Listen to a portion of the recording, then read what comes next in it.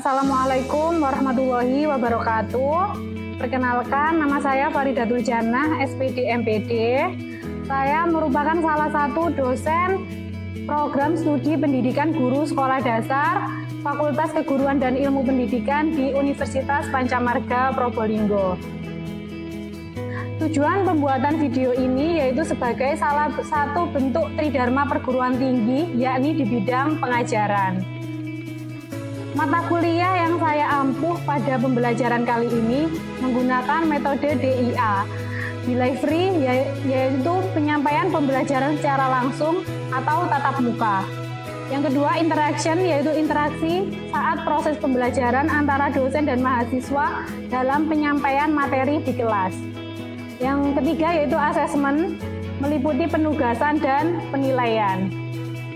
Pada pembelajaran kali ini, saya selaku dosen mata kuliah Konsep Dasar Bahasa Indonesia SD semester 1 Program Studi Pendidikan Guru Sekolah Dasar. Mata kuliah ini merupakan salah satu mata kuliah wajib Program Studi Pendidikan Guru Sekolah Dasar. Pada mata kuliah ini kita akan mempelajari tentang hakikat bahasa, fungsi bahasa, bahasa baku dan bahasa tidak baku, fonologi, morfologi, sintaksis, semantik, wacana, hakikat sastra dan periodisasi sastra, jenis-jenis sastra Indonesia, hakikat sastra, dan macam-macam sastra anak. CPL pada pembelajaran mata kuliah Konsep Dasar Bahasa Indonesia SD meliputi 1. Menunjukkan sikap bertanggung jawab atas pekerjaan di bidang keahlian. Yang kedua, menguasai pengetahuan bidang studi di sekolah dasar meliputi bahasa Indonesia, matematika, IPA, IPS, PPKN, dan PJOPA.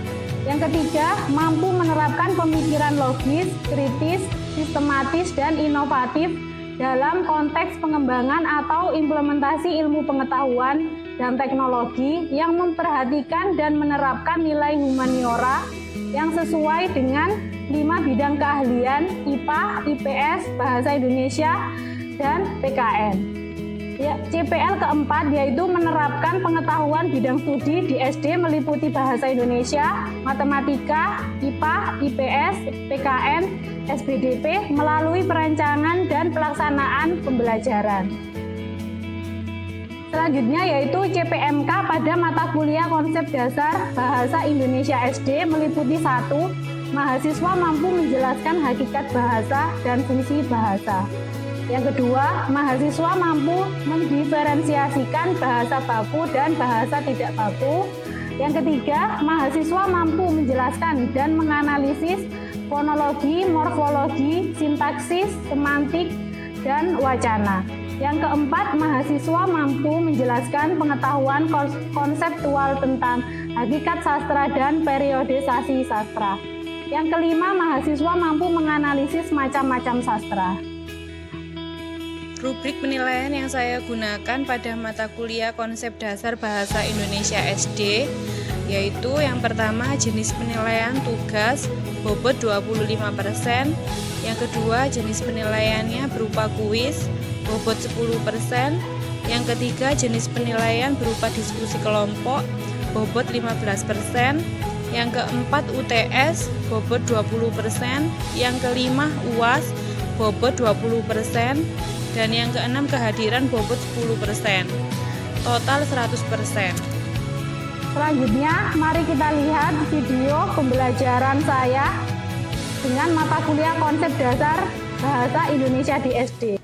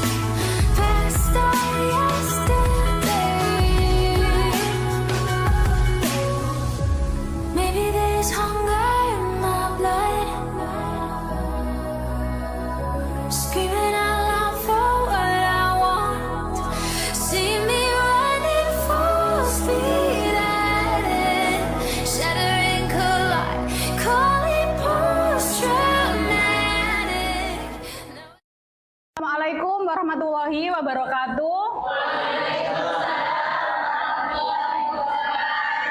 Selamat pagi semuanya. Bagaimana kabarnya hari ini? Sebelum memulai pembelajaran hari ini, mari kita berdoa menurut agama dan keyakinan masing-masing. Berdoa dalam hati dimulai.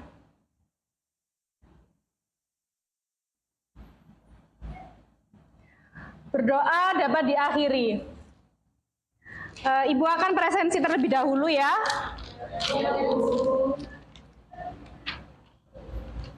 Diananda, Muhammad Umar, Abdul Aziz, Vita, Violita, Ika Setiawati, Rika, Robi, Tria Reza. Alhamdulillahirabbil alamin, hari ini semua mahasiswa kelas ini bisa hadir untuk mengikuti perkuliahan mata kuliah Konsep Dasar Bahasa Indonesia SD. Pada pembelajaran hari ini kita akan mempelajari tentang wacana. Kalau untuk pertemuan kemarin kita mempelajari tentang semantik. Kalau hari ini kita akan mempelajari materi selanjutnya yaitu wacana. Kemampuan akhir yang diharapkan pada mata kuliah Konsep Dasar Bahasa Indonesia SD yaitu mahasiswa mampu menjelaskan dan menganalisis konsep-konsep yang ada dalam wacana bahasa Indonesia yang meliputi pengertian wacana, ciri wacana, jenis wacana, dan syarat wacana. Wacana yaitu satuan bahasa yang lengkap dan hierarki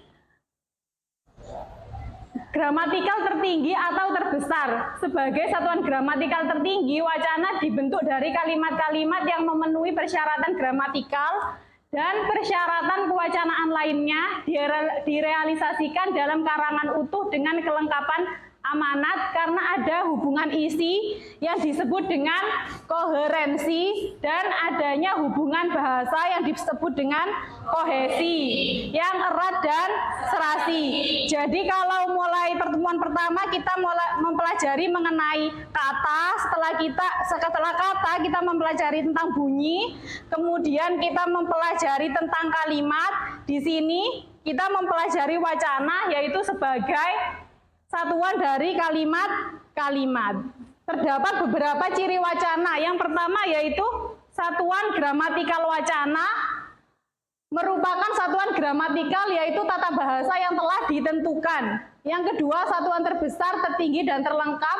Wacana termasuk dalam satuan terbesar, tertinggi, dan terlengkap dalam sebuah kajian linguistik atau kebahasaan. Yang ketiga, punya hubungan proposisi. Proposisi merupakan ungkapan yang dapat dipercaya atau dibuktikan kebenarannya. Berarti wacana harus bisa dibuktikan kebenarannya atau dapat dipercaya. Yang keempat, bisa dalam bentuk lisan ataupun tulisan. Cara penyampaian wacana bisa dalam bentuk tulisan yaitu berupa teks dan dalam ataupun lisan yang berupa ujaran.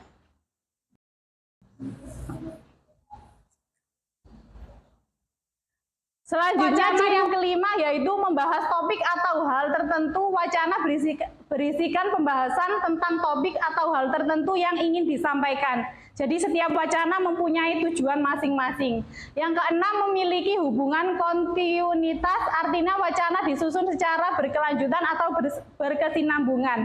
Antara paragraf 1 dan paragraf selanjutnya itu terdapat kontinuitas atau kelanjutan dari paragraf sebelumnya.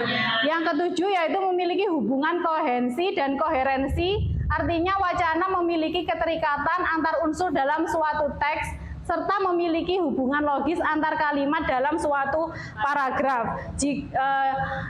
Wacana disebut baik atau ciri-ciri tersebut memenuhi disebut dengan wacana kalau paragraf tersebut berkaitan antara satu dan lainnya. Antara paragraf 1, paragraf 2 atau paragraf 3 harus berurutan atau sesuai. Selanjutnya yaitu jenis wacana. Terdapat beberapa jenis wacana. Yang pertama yaitu adalah wacana tulis. Wacana tulis adalah sebuah wacana yang dituangkan atau disampaikan melalui media tulis. Contohnya koran, majalah, internet, dan sebagainya. Yang kedua yaitu wacana lisan adalah media penyampaian wacana dengan menggunakan media berbicara atau lisan. Contohnya pidato, ceramah, seminar, dan sebagainya. Jenis wacana berdasarkan sifatnya.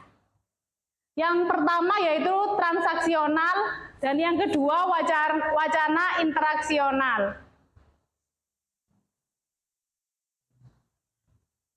Wacana transaksional adalah jenis wacana yang dalam penyampaiannya lebih mementingkan komunikatif atau sifat penyampaian, tidak menimbulkan komunikasi timbal balik. Di sini contohnya yaitu pidato, ceramah untuk yang lisan. Kalau untuk yang tulisan yaitu berupa makalah, tesis, dan sebagainya. Yang kedua yaitu wacana interaksional. Wacana interaksional adalah jenis wacana yang dalam penyampaiannya lebih kepada sistem komunikasi atau dua orang atau lebih. Di sini disebut dengan komunikasi timbal balik. Contohnya adalah percakapan, debat, diskusi, surat menyurat. Karena surat menyurat itu tulisan tapi dia mengharapkan balasan dan sebagainya. Selanjutnya, jenis wacana berdasarkan segi penutur. Yang pertama yaitu wacana monolog, yang kedua dialog, yang ketiga polilog. Di sini wacana monolog melibatkan hanya satu orang.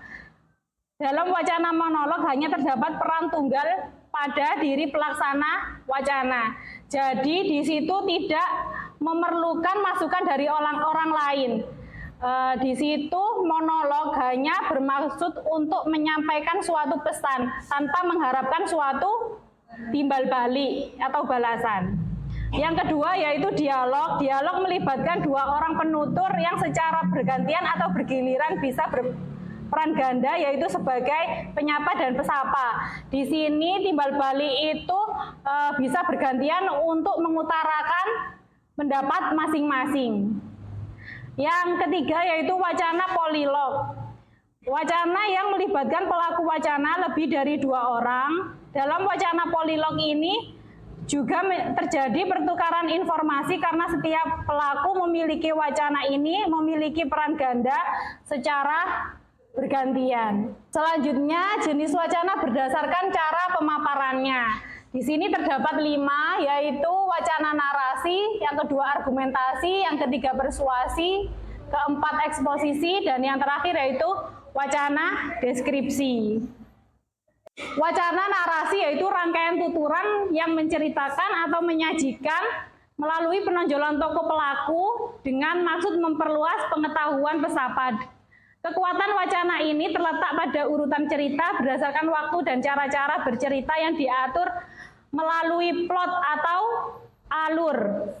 Selanjutnya yaitu wacana argumentasi. Di sini wacana argumentasi adalah karangan yang berisi pendapat yang disertai pembahasan logis dan diperkuat dengan data atau fakta sehingga pendapat itu diterima kebenarannya.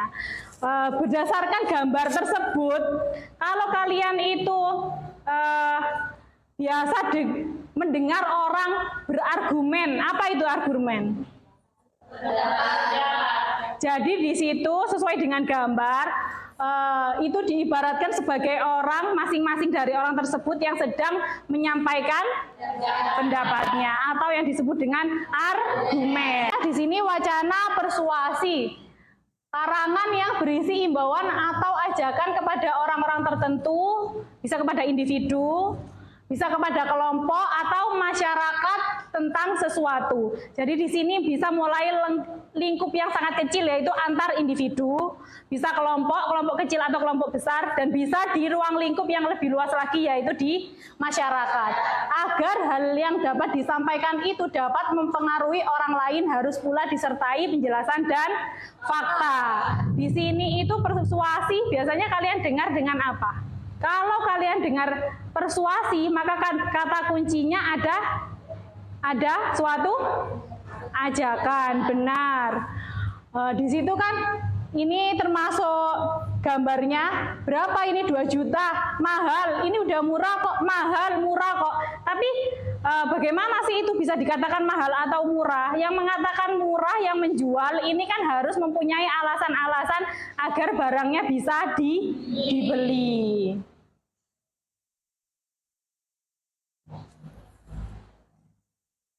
Selanjutnya yaitu wacana eksposisi.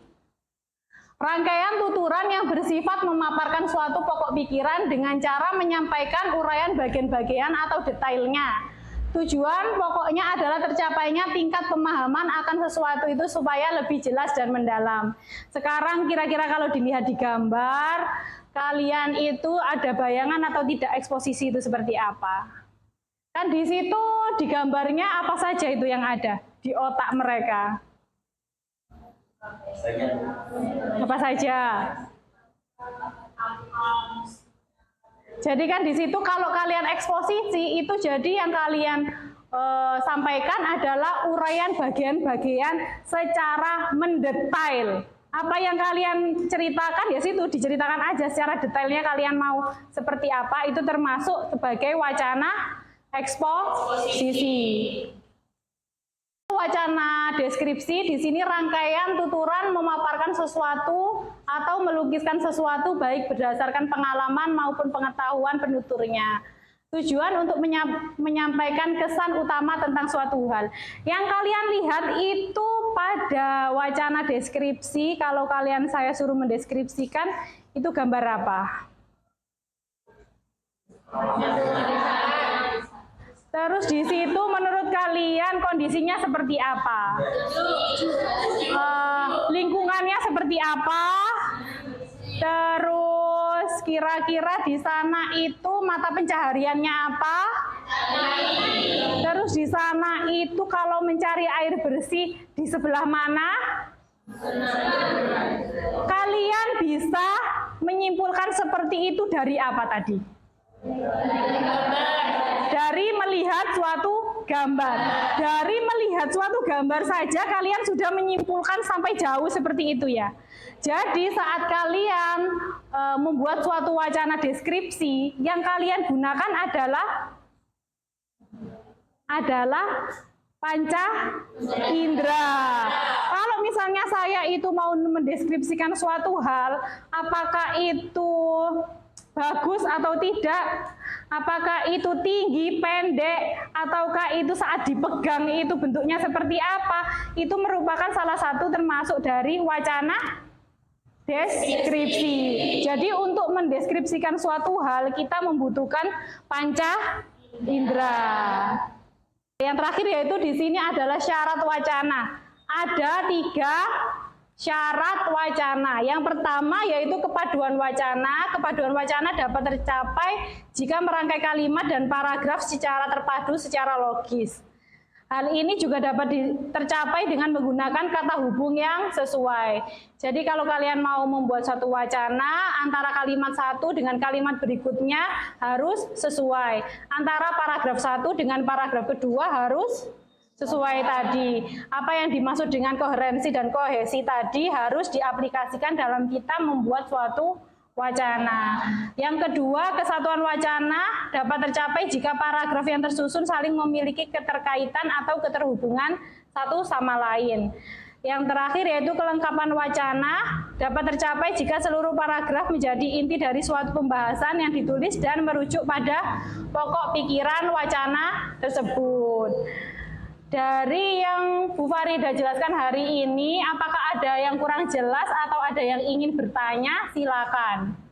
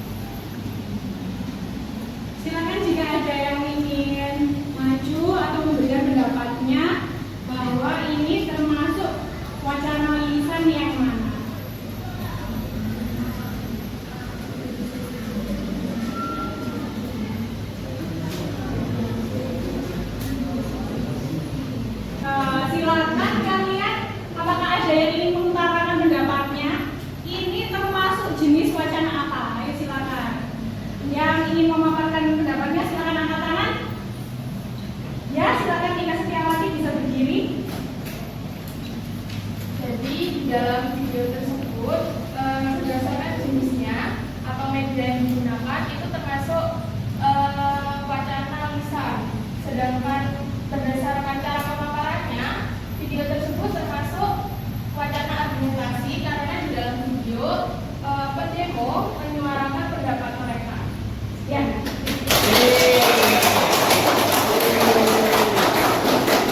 Karena sudah untuk wacana lisannya, jadi berdasarkan medianya kan ada dua, yaitu lisan dan tulisan. Jika barusan yang sudah dipaparkan yaitu medianya lisan, sekarang Bu Farida menugaskan kalian masing-masing kelompok untuk memberikan satu contoh tentang wacana tulisan. Bu Farida beri waktu 10 menit untuk mengerjakan, bisa dimulai dari sekarang. Silakan, bisa dimulai.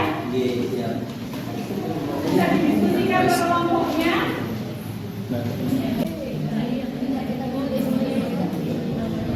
Silakan diskusi.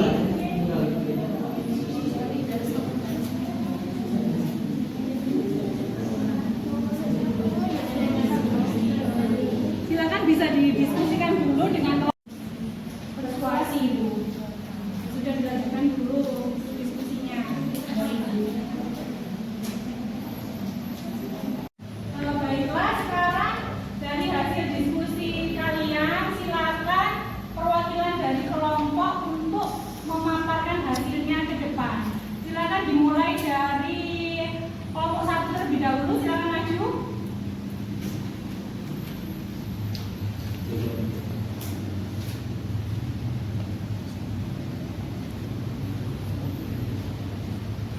Contoh teks deskripsi beredar sebelumnya. Keindahan alam Indonesia, Taman Nasional Bromo Tengger Semeru. Identifikasi Taman Nasional Bromo Tengger Semeru terletak di Jawa Timur adalah salah satu tempat paling menakjubkan di Indonesia. Kawasan ini terkenal dengan gunung berapi aktifnya, seperti Bromo, Tengger, dan Semeru, serta keindahan alam yang menakjubkan. Deskripsi bagian. Ketika Anda tiba di Taman Nasional ini, Anda akan disambut oleh pemandangan spektakuler pegunungan, lembah hijau, dan lautan pasir yang luas. Gunung Bromo dengan kawah aktifnya adalah daya tarik utama. Anda bisa naik kuda atau berjalan kaki untuk mencapai puncaknya dan menyaksikan matahari terbit yang luar biasa dari sini. Deskripsi bagian Taman Nasional ini juga merupakan rumah bagi masyarakat suku Tengger yang memelihara tradisi unik mereka. Upacara Kasada, di mana mereka melempar hasil bumi sebagian persembahan kepada gunung berapi, adalah salah satu acara yang patut disaksikan. Selain itu, Anda dapat menjelajahi kawasan perkebunan apel yang indah di sekitar Taman Nasional. Simpulan atau kesimpulan, Taman Nasional Bromo Tengger Semeru adalah salah satu keajaiban alam Indonesia yang patut dikunjungi. Dengan lengkapnya yang menunjukkan gunung berapi yang megah dan budaya lokal yang kaya. Taman Nasional ini menawarkan pengalaman wisata alam yang tak terlupakan di Indonesia. Ini sudah merupakan masuk di ciri-ciri wacana deskripsi. Di situ saudara Vega sudah mendeskripsikan tentang Gunung Bromo mulai dari paragraf 1 sampai paragraf terakhir, mulai identifikasi sampai simpulan, dan paragraf tersebut berkaitan satu dengan yang lain. Selanjutnya silakan kelompok 2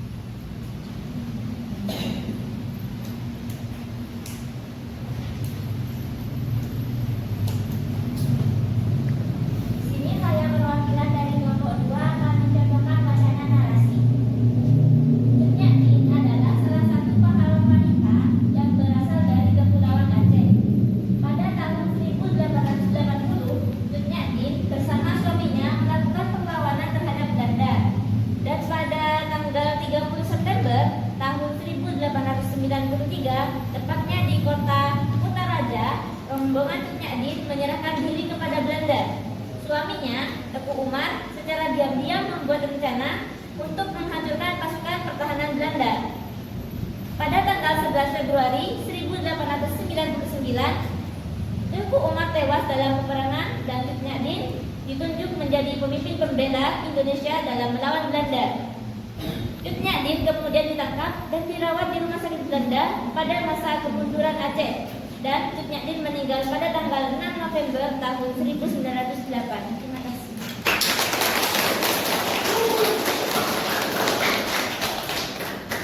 Jadi dapat kita simpulkan bahwa yang dipaparkan oleh saudara Tika sudah memenuhi ciri-ciri dari wacana narasi.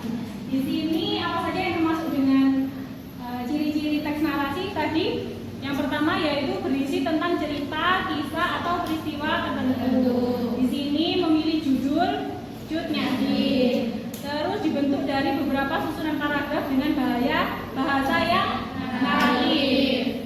Selanjutnya memiliki kronologi atau urutan cerita yang jelas. Terus keempat tadi terdapat suatu peristiwa atau konflik. Yang terakhir yaitu memiliki unsur-unsur pembentuk, tema, latar, setting, dan karakter. Selanjutnya silakan kelompok terakhir untuk memaparkan hasil diskusinya. Silakan.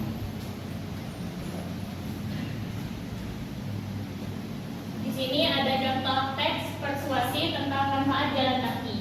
Masih banyak yang berasumsi bahwa jalan kaki tidak bermanfaat, padahal olahraga yang ringan dan murah ini mengandung sejumlah manfaat baik bagi tubuh kita.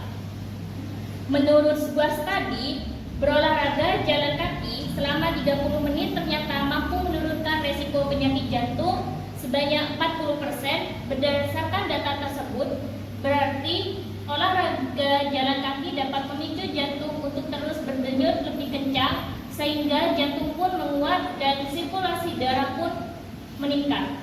Selain itu, berjalan kaki secara teratur juga dapat menurunkan kolesterol dalam tubuh. Hal ini karena berjalan kaki akan menuntut tubuh bergerak secara konstan yang mengakibatkan lemak dan kolesterol pun akan semakin menurun. Oleh karena itu, biasakanlah berolahraga jalan kaki minimal selama 30 menit. Membiasakan olahraga secara teratur dapat membantu agar tubuh semakin sehat dan terhindar dari serangan jantung serta penyakit yang disebabkan oleh kolesterol.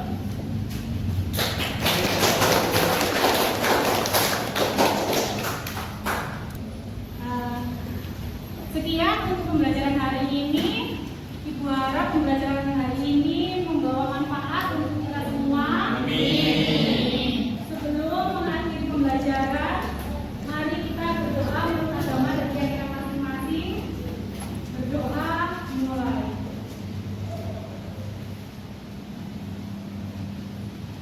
Berdoa dapat diakhiri. Sekian, akhirul kalam. Wassalamualaikum warahmatullahi wabarakatuh.